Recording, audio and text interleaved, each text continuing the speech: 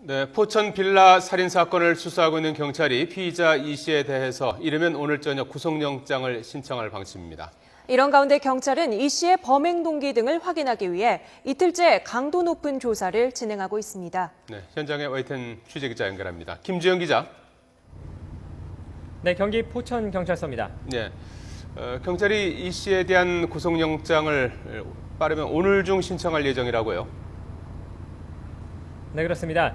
경찰이 이르면 오늘 저녁 살인 혐의로 이 씨에 대한 구속영장을 신청할 방침입니다. 이 씨가 앞서 일부 진술에 있어서 앞뒤가 맞지 않는 말을 하기도 했는데요.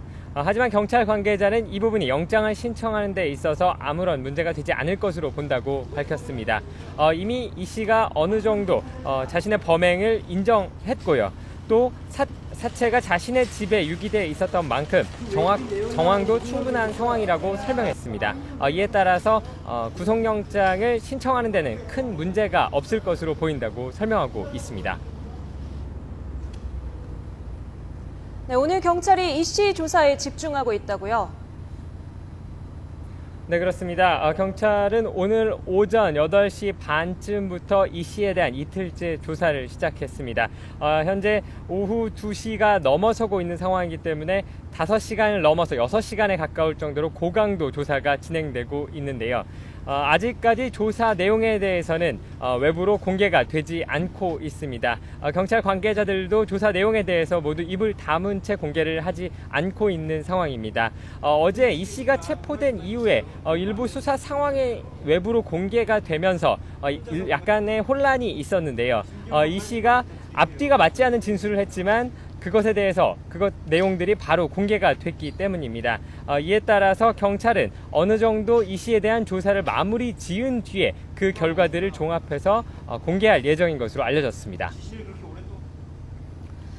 자, 피의자 이 씨의 행적과 관련된 일부 진술도 나왔다고요? 네, 그렇습니다. 앞서 이 씨가 마지막으로 행적이 확인됐던 것은 지난달 30일이었습니다. 3일 전이죠. 지난달 30일이었습니다. 집 주변에 있는 면사무소 부근에서 마지막 행적이 확인이 됐습니다. 그리고 그 이후에 이 씨는 어제 오전에 경기도 포천에 있는 모 섬유공장 기숙사에서 체포가 됐는데요. 그 사이 동안에 이틀 동안 행적이 묘연한 상황이었습니다. 이에 대해서 이 씨는 어제 경찰 조사 과정에서 일부 진술을 하기도 했습니다.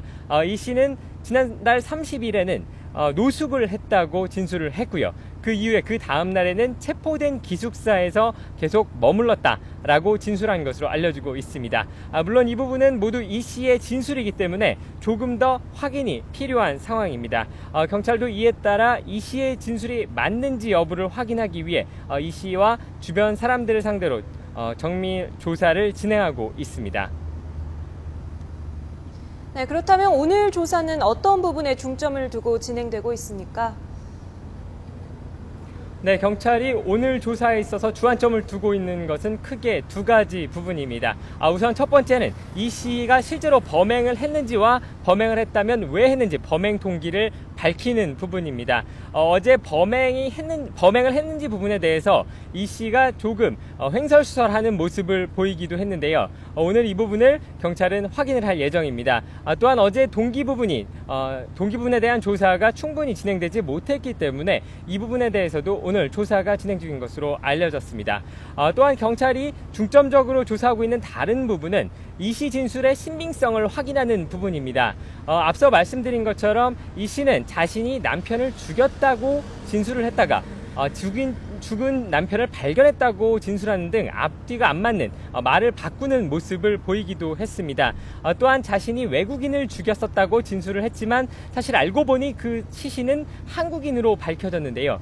이 때문에 경찰은 이 씨가 왜 거짓말을 한 것인지 혹은 그 거짓말을 한 이유가 있었던 것인지를 밝히기 위해 오늘도 조사를 진행하고 있습니다.